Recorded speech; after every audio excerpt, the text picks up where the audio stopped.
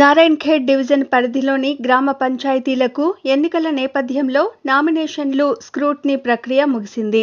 దీంతో గ్రామాలు, తండాల్లో రాజకీయం వేడెక్కింది. నియోజకవర్గంలోని పలు గ్రామాలు, తండాలను ఏకగ్రీవం చేసుకున్నారు. మిగతా పంచాయతీల్లో ఈ నెల 25న పోలింగ్ జరగనుంది. దీంతో గ్రామాల్లో రాజకీయం రసకందాయంలో పడింది. విజేతలెవరో తెలియాలంటే జనవరి 25 వరకు వేచి చూడాల్సిందే మరి.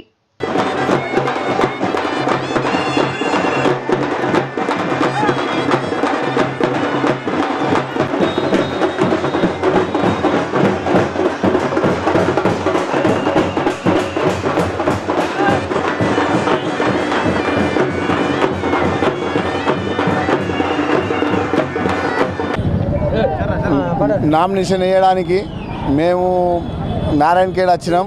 జగని చారి యువకుడు, మంచి పిల్లగాడు, మన మహారెడ్డి భూపాలరెడ్డి గారి శాసనసభ్యుల ఆశీస్సులతో, నిజాంపేట ప్రజల ఆశీస్సులతో మంచి చేయాలనే సంకల్పంతో జగన్ చారికి నామినేషన్ వేసి సర్పంచ్గా భారీ మెజార్టీగా గెలిపిస్తారు ప్రజలని ఆశిస్తూ, మంచి మా గ్రామం నిజాంపేట గ్రామం మంచి అత్యధిక మెజార్టీ ఇచ్చి అత్యధిక డెవలప్ కూడా మా శాసనసభ్యులు చేస్తారని వాళ్ళ ఆశీస్సులతో.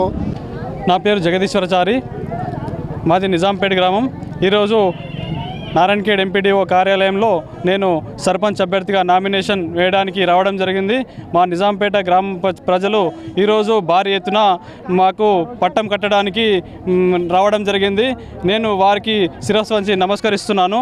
మా నారాయణఖేడ్ నియోజకవర్గాన్ని మహారెడ్డి భూపాలరెడ్డి గారు ఏ విధంగా 24 గంటలు శ్రమిస్తూ అభివృద్ధి చేస్తున్నారు.